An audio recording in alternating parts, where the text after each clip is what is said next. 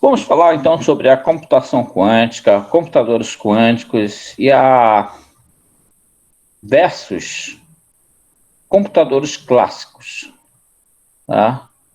Então, se eu falar computação quântica, você já tá sabendo que eu estou falando sobre computadores quânticos, sobre informação quântica, sobre, enfim, tudo que é quântico, né? Até mesmo a física quântica. E os computadores nossos atuais são chamados de computadores clássicos. Então, é só para você saber o que a gente está falando.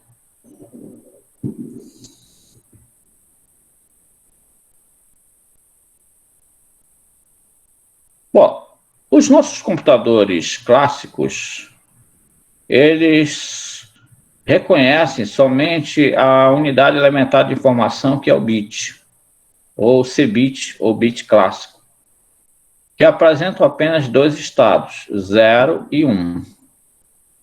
Então, os nossos computadores atuais, que são chamados de computadores clássicos, eles só reconhecem no seu interior 0 e 1, ou 0 ou 1.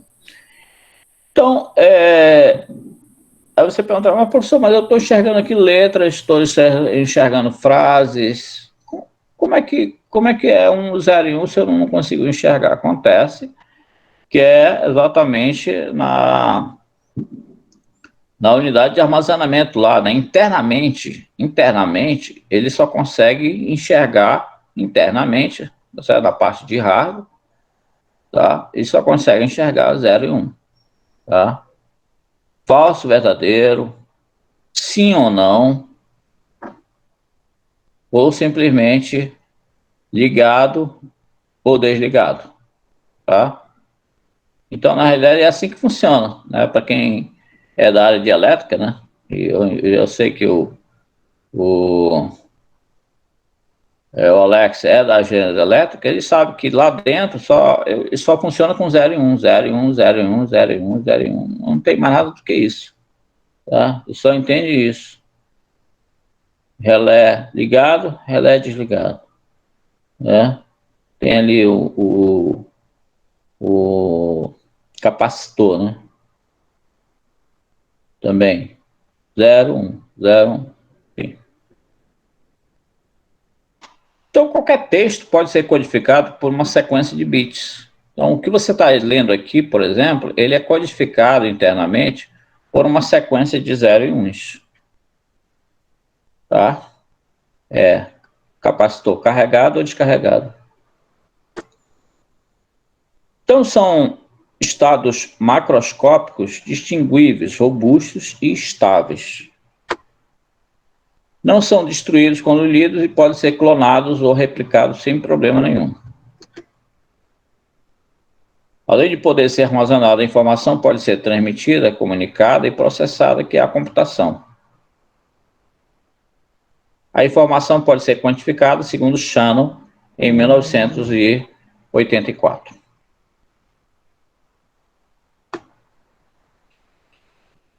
A informação é física, segundo Lauder, em 1961. Precisa de um meio para ser gerada ou impressa, não pode ser transmitida mais rapidamente que a velocidade da luz e é governada pelas leis da física. Então, o que acontece foi o seguinte, na realidade, a computação quântica, ela surgiu quando Einstein revolucionou a física, e principalmente, então, o que a gente chama de física quântica, tá? Ele revolucionou tudo isso. E Planck também, juntamente com Einstein, escreveram e fizeram toda a parte de matemática, né? Não sei se foi só eles, mas deve ter ajuda aí de matemáticos, que formalizaram a parte matemática com relação à física quântica. Então, tudo que se é estudado na física quântica, não sei se vocês estudaram, mas ela tem toda uma nomenclatura, tem todo um embasamento matemática, Não é assim, né? Simplesmente, não, eu criei, pronto. Não. Teve toda uma formalização matemática para representar e para demonstrar tudo aquilo que se viu lá na física quântica. Então foi graças a Einstein e a Planck, né, que de repente se tem todos esses conhecimentos, teve toda a parte matemática sólida, solidificada, para então a gente conseguir depois passar isso para a computação quântica. Agora, uma coisa interessante é que, por exemplo, para a criptografia quântica, você não precisa dos computadores quânticos, né? Interessante isso. Bom, mas eu vou falar ainda sobre os computadores quânticos, né? Na realidade é o seguinte, os computadores clássicos, que são os nossos aqui, eles já revolucionaram muito as tecnologias, né? Tanto é que antes, por exemplo, os nossos telefones, eles serviam como telefones mesmo, né? Os nossos telefones que nós tínhamos antigamente, não sei se vocês são dessa época, mas eles serviam para quê? Para falar. Oi, tudo bem? Alô? Oi, tudo bem, pessoal? Tô aqui no interior, aqui comendo peixe frito e tudo mais. Serviam para isso, para comunicação, para só para falar e outro ouvir e vice-versa. Ok? Hoje não, hoje nós temos os smartphones, né, que são exatamente os telefones inteligentes, que servem, inclusive, também para se falar, né, para se comunicar. Mas hoje eu percebo que hoje o smartphone ele serve para muita coisa, né? Até para falar, mas não é a única opção que você tem. Então, os computadores quânticos, eles, daqui a pouco a gente vai conhecer um pouco mais sobre eles, o comportamento deles. Quando eles vierem realmente a ser populares, que nem os nossos computadores clássicos, eles vão ser muito mais poderosos do ponto de vista computacional do que esses nossos. Para você ter uma ideia, tá? Hoje, por exemplo, quando você coloca aí um algoritmo pesado, assim, tipo o MATLAB, vamos supor um algoritmo que você desenvolveu que precisa de um processamento pesado, né? Ele consegue processar, mas ele consegue processar o quê? Em 2 horas, vezes 3 horas, toda aquela informação. Para um computador quântico, isso aí seria segundos para processar. Para você entender que o processamento dos computadores quânticos é muito superior aos nossos computadores clássicos. Só quem tem hoje os computadores quânticos é IBM, Microsoft, Google, NASA, e uns poucos por aí que tem. E agora eu mandei para vocês aí mandei para você um link aí de uma reportagem, né, que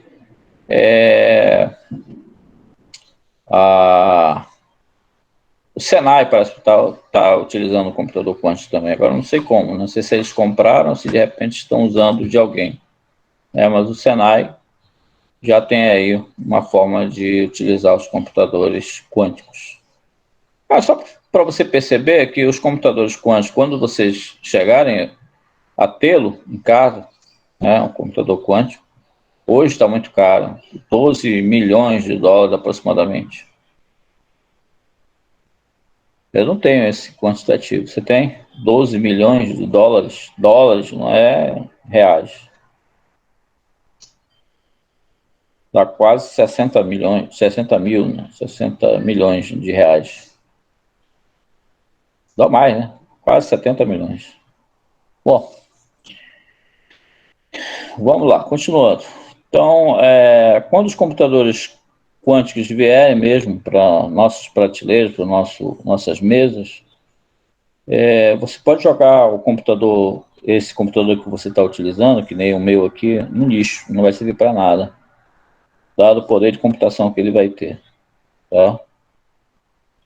É tipo, por exemplo, você pega um computador agora, atual, por exemplo, você pega Você pega aí você pega um programa, por exemplo, internet. Vamos supor que você esteja usando a internet. Aí você pega um computador de 10 anos atrás, daquela época, você vai colocar uma internet, aí você demora 1 hora para abrir uma página, né? Então, praticamente, aquele computador de 10 anos atrás já não serve mais para agora, porque os algoritmos, a internet e tudo mais precisa de computadores mais potentes. Então, é isso. Bom, então, voltando. A criptografia quântica, ela não precisa de computadores quânticos para você efetuar. Por quê?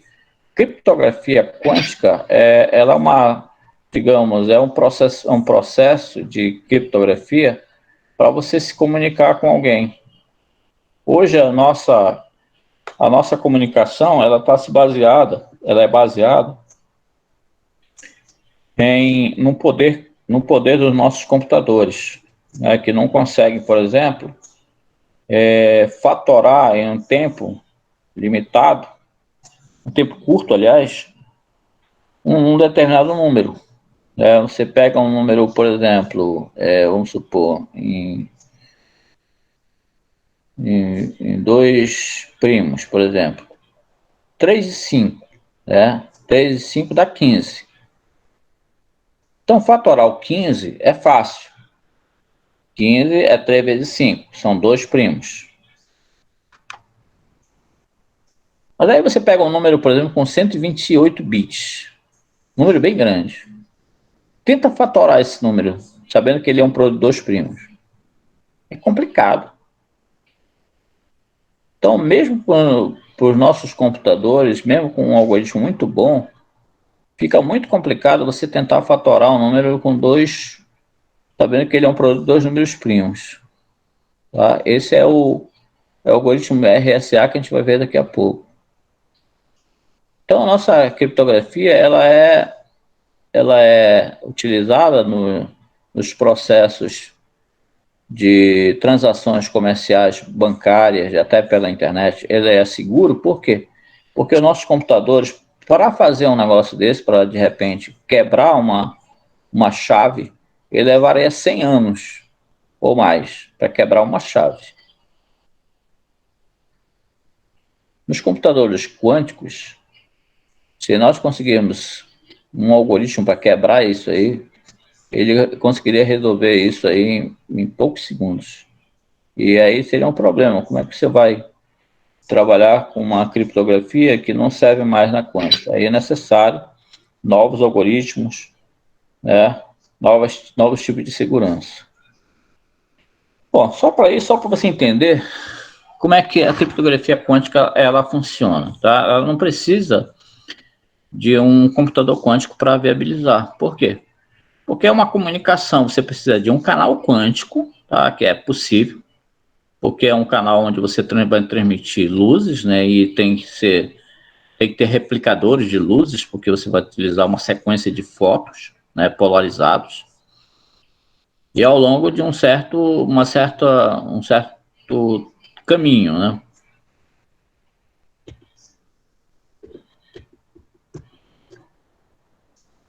Então, o que acontece? Na comunicação, então, utilizando a criptografia quântica, a Alice quer mandar uma mensagem para o Bob. Sendo que no meio dessa ligação, ou dessa comunicação, existe uma terceira pessoa, que é a Eva. A Eva é um intruso, né? É um intruso que está querendo saber o que de repente essa comunicação está dizendo, né? De Alice para Bob, ou de Bob para Alice. Ou então interceptar. De repente, não quero saber, mas eu quero interceptar essa conversa e de repente mandar uma conversa que não é essa, a comunicação é totalmente outra. Tá? Então, a Alice é a intrusa, tá? Aliás, a Eva é a intrusa, né? A Alice e Bob são as pessoas que estão querendo se comunicar. Então, a Alice envia para Bob uma sequência de fotos, né? Essa sequência de fotos é pelo canal quântico, né? Um sistema de canal quântico que já existe. ao longo dos dois sistemas de eixos não ortogonais escolhidos de forma aleatória. Aí o Bob mede a polarização de cada fóton usando aleatoriamente um dos eixos de sistemas, e aí então ele consegue exatamente identificar uma chave, e aí com essa chave então ele consegue decifrar o que a Alice está querendo enviar lá para o Bob. Tá? Basicamente é isso que acontece. Tá? Então, ali esse Bob compara suas escolhas, os eixos, através de um canal de comunicação público. Aí esse canal de comunicação pública é a internet, e guarda apenas os resultados que correspondem a escolhas idênticas, cerca da metade dos resultados. Obtém, então, uma chave para codificar e decodificar mensagens enviadas através de canais públicos. É basicamente assim que funciona a segurança na criptografia quântica. Aí, se a Eva tentar interceptar, ela pode fazer duas coisas. Se ela interceptar, ela pode cortar o canal, e aí então só vai aparecer o quê? Luzes. O que ela vai fazer com essas luzes? Nada. Se ela tentar, de repente, mudar os resultados, até ela pode. Mas a Alice e Bob, como elas têm todo esse processo aí de medir e, consequentemente, de identificar a chave, facilmente ele vai perceber, então, que aquela chave não é a chave ideal e, portanto, aí ele descarta essa mensagem, então ali se tenta enviar de novo a mensagem, fazendo o mesmo processo. Né? E aí, se a Eva tentar interceptar novamente, eles vão descobrir que, de repente, está sendo interceptado. Tá? Até que, de repente, eles tenham essa chave comum, e que eles possam cifrar e decifrar a mesma mensagem, aí tudo bem. Bom, os limites da computação clássica, eles se baseiam na lei de Moore, tá? Um número de transistores dobra a cada 18 meses. Então, seguindo esse passo aí, tá certo? 18 meses. Então, você teria em 2005, né? Um bilhão de transistores para, de repente, utilizar no processamento, tipo o processador da Intel, etc, etc. Tá? Só que isso aí vai ter um momento que, de repente, isso não vai ser mais possível fazer, por quê? Porque mesmo que você tenha processadores microscópicos, né, você não vai conseguir exatamente colocar todos esses transistores no mesmo processador. Então, daí então disse então que a lei de Moore, né, é que exatamente o número de transistores dobra a cada 18 meses, ela pode ser limitada.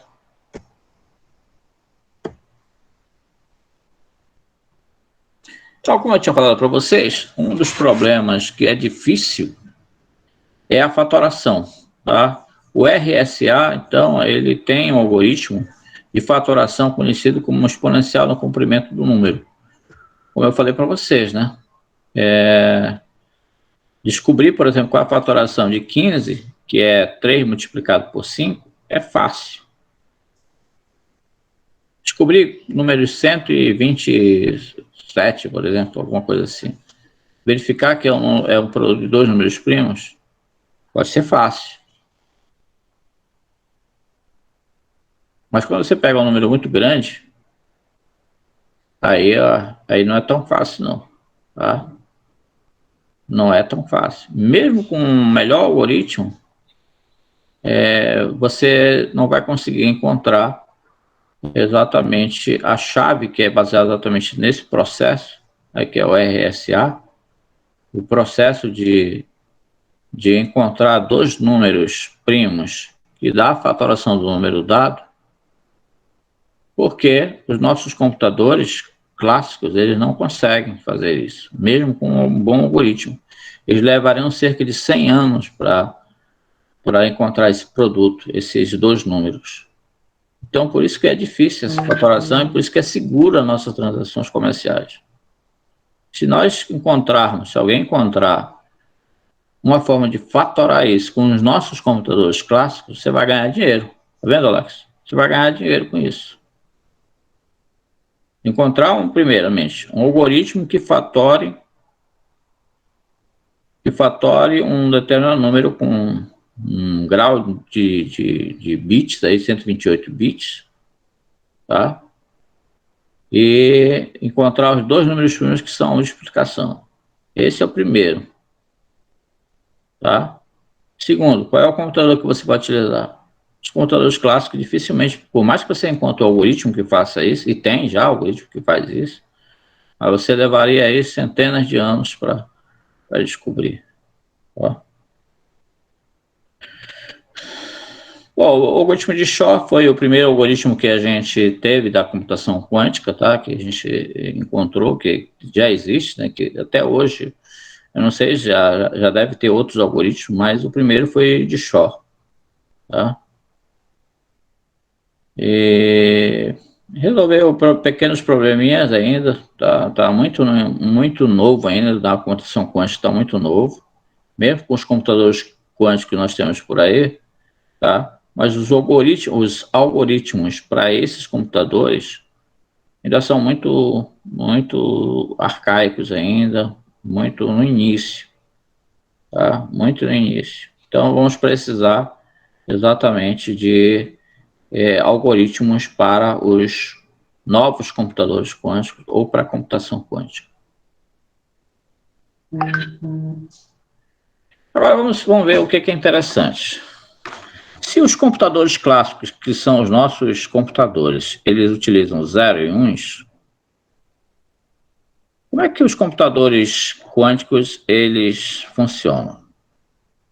Bom, o que existe na computação quântica, né, são os chamados qubits.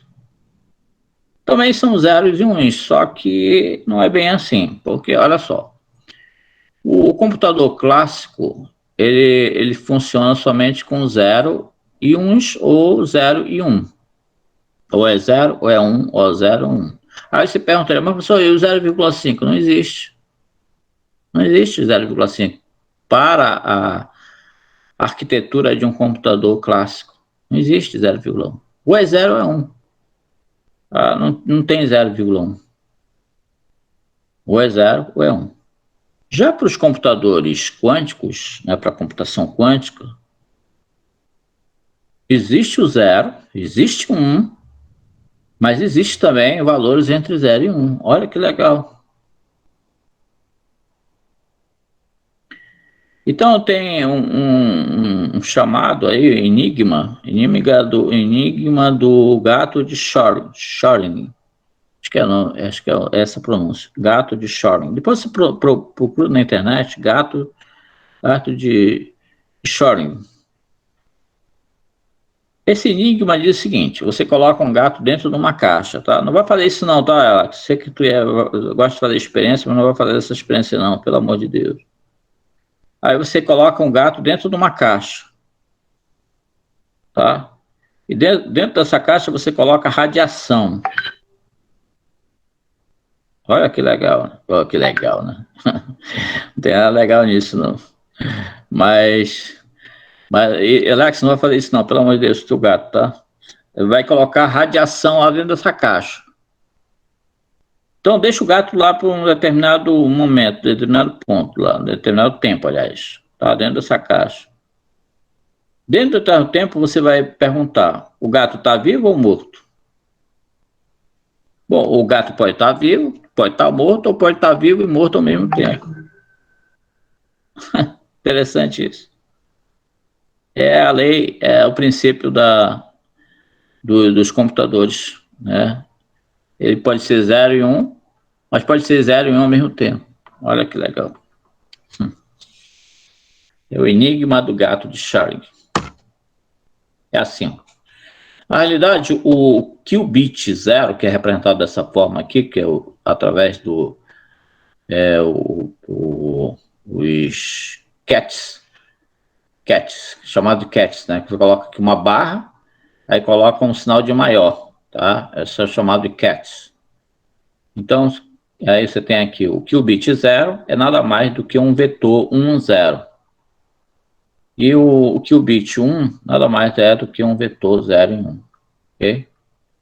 Isso significa dizer que um número qualquer ele pode ser representado dessa forma. Vai ser um coeficiente A vezes o qubit 0, que é um vetor, mais o B vezes o qubit 1, que também é outro vetor, certo? A e B são números complexos. Ou seja, há uma combinação linear, né?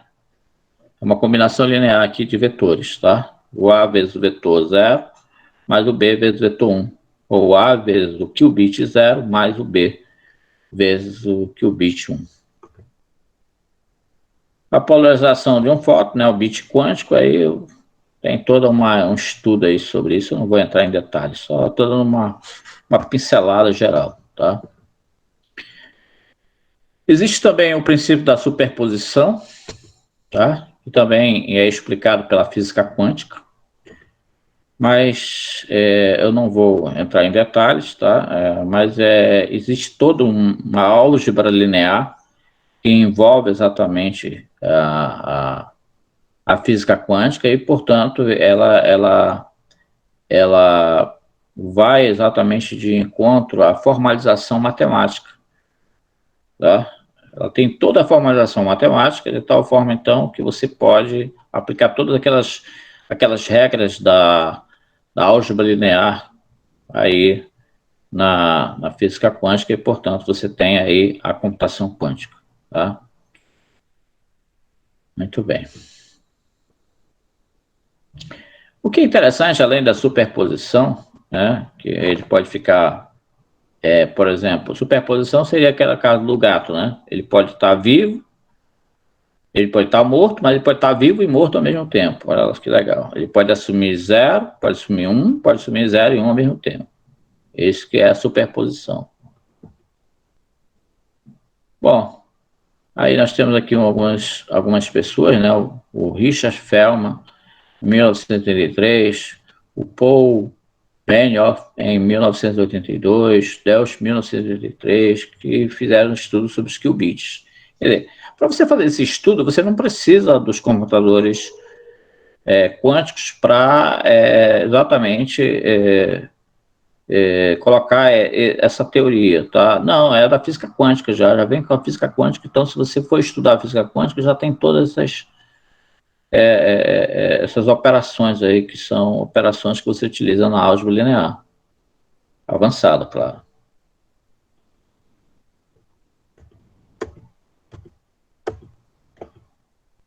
Mas o que eu acho bem interessante é exatamente uma das propriedades, que é a propriedade...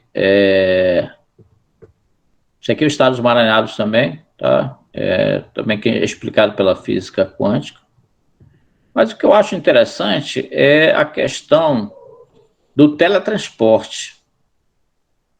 Eu acho bem interessante essa teoria do teletransporte, né? Então, se você assistiu aquele filme que tinha na Jornada nas Estrelas, acho que é esse o nome, Jornada nas Estrelas, acho que é esse nome, que tinha antigamente esse filme, né? Quem é dessa época, ou então o pai de vocês, papai, pergunta em casa, papai, você assistiu Jornada nas Estrelas? Ele vai dizer que sim, né? O Alex, como ele é um pouco mais antigo do que vocês, né? Ele deve ter assistiu, Alex, Jornada das Estrelas? Assisti sim, professor. Vida longa e próspera. Bom. Então você lembra lá que o pessoal lá da nave, né? Que ele ficava lá na nave, ele queria explorar determinado planeta. Então o que ele fazia? Ele ia para uma cabine de teletransporte, né? E aí se desintegrava, né? Desintegrava a pessoa lá naquela cabine e surgia lá na Terra perfeitamente a pessoa, né, que queria teletransporte, ou seja, não precisava de nada, né, fazia só o teletransporte e aí então ele saía da nave e já estava lá na Terra, no planeta que eles estavam querendo ir, né, isso eu chamava de teletransporte. Para nós, né, aquilo ali é ficção e ainda é ficção para nós, ainda é ficção. Mas para criptografia, aliás, para criptografia não, para física quântica, ela é totalmente aceita. Olha que interessante, ela é aceita. Mas isso aí já ouvi dizer que é exatamente o seguinte: olha como é que funciona. Você está querendo teletransportar, né, uma determinada, sei lá, pessoa não. Isso aí está descartado por enquanto. Só daqui a, quem sabe, daqui a alguns anos aí, 10 mil anos, sei lá, 100 anos, não sei. Talvez a gente se consiga chegar nisso. Mas o que, que ele faz? O que, que ele faz é o seguinte: ele quer teletransportar um determinado elemento para outra parte. O que, que ele faz? Ele pega, desintegra isso aqui, ou seja, ele clona um determinado o elemento que você está querendo teletransportar, clona, e chega lá na ponta, exatamente aquele clone, ou seja, não é mais aquele mesmo elemento, é um clone daquele elemento que chegou lá, na outra ponta. Isso é o teletransporte. Isso na física quântica, ele é plenamente aceitável. Tá?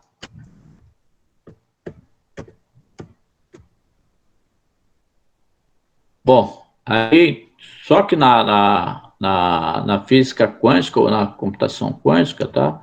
Por enquanto a gente consegue transportar o quê? A gente consegue transportar as partículas, né? Ou elementos que de repente, por exemplo, luz, etc., alguma coisa assim, você consegue transportar. Agora, pessoas mesmo, aí isso aí ainda vai levar um certo tempo, tá? Muito bem. É só para você ter uma ideia exatamente do que eu estou falando aqui, né? Sobre a computação quântica, ou seja, a computação quântica ela é baseada na física quântica, nas leis da física quântica, que é provada matematicamente como sendo muito, digamos, aceitável, né, do ponto de vista matemático. Bom, aí nós temos aqui uma implementação de um canal quântico, ou seja, que você não precisa do computador quântico, você precisa de um canal quântico, né, porque esse canal quântico só vai luzes. Então, aí não tem problema, né? O problema todo é você replicar isso, porque chega um determinado momento que essas luzes perdem o seu efeito. Então, você tem que ter replicadores ali, né? Mas já teve, sinais, já teve condições de se ter um canal quântico com 600 metros. Hoje já está na base de quilômetros, né? Isso foi em 2004. Mas hoje, 2021, com certeza já temos canal quântico aí de quilômetros e mais quilômetros, né? Claro que tem que ter repetidores, tá? Olha aqui, o Star Trek. Né? Comunicações, naquela época que eram interessante que há 30 anos atrás, né? As comunicações lá desse filme, Jornada nas Estrelas, aparecia a pessoa no seu visor, né, vendo quem era a pessoa. Você estava ligando aqui para alguém. Era um smartphone naquela época. Né? E a gente olhava para aquilo ali e aquilo, não, isso não vai ser possível fazer. Como é que pode, né, a pessoa aparecer no visor do seu celular e mostrar quem que está falando do outro lado? Não, isso é ficção.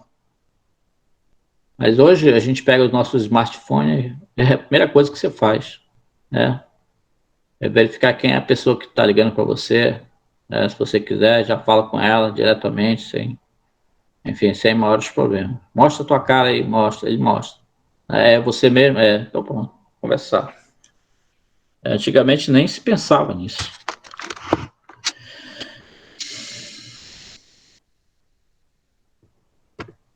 Mas isso quer dizer o quê? Quer dizer que o que a gente chama de ficção hoje, amanhã pode ser que não seja mais ficção.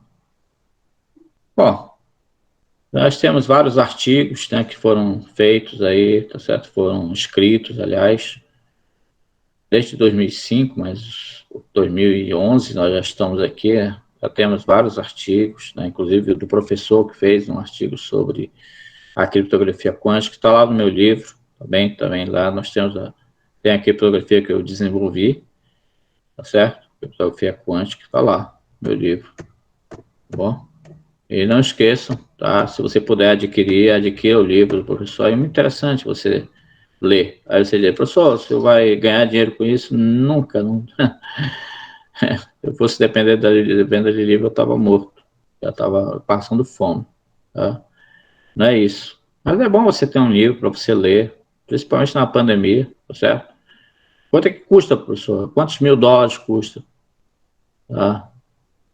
É R$ 49. R$ 49 não dá exatamente uma ida lá no Bob's, né? Quando eu vou lá no Bob's, dá, sim, R$ 60, R$ 80. Tá? Então, R$ 49 não é nem um lanche lá no Bob's, tá? Se você comprar sanduíche lá para 4 pessoas, meu amigo, já pagou o livro e mais alguma coisa, tá bom? Se você puder comprar, compre, tá? Quando vocês comprarem, compre 2 logo, porque aí você dá de presente para o colega que não pôde comprar. Aí você pergunta lá, colega, você já comprou o seu livro? Não. Por quê? Porque eu estou sem dinheiro, então tá aqui um de presente para você, tá bom?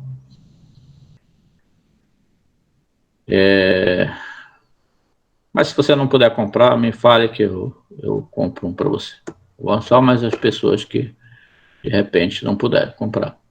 Informação quântica, novos resultados relacionados aos fundamentos da mecânica quântica, da teoria da informação, novas técnicas experimentais, levando o controle e a manipulação de átomos e fótons individuais, né, que é a física quântica.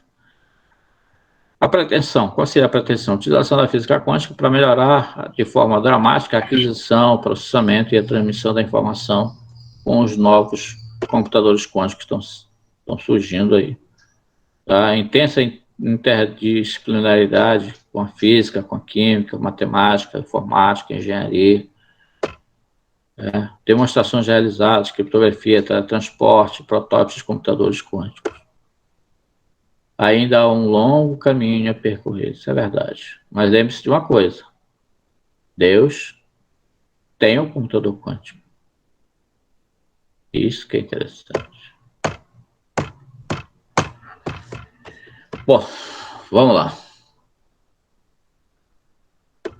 Acabou.